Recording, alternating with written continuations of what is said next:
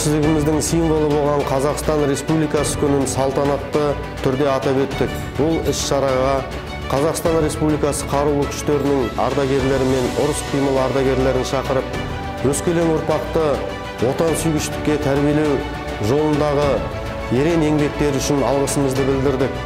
Және де жеке құрамға Қорғаныс министрінің 1-ші, 2-ші, 3-ші дәрежелі мінсіз қызмет үшін медальдарын, қарулы күштердің ардагері медальдарын және жеке құрамды Қазақстан Республикасы күніне арналған марапаттаулармен марапаттадық.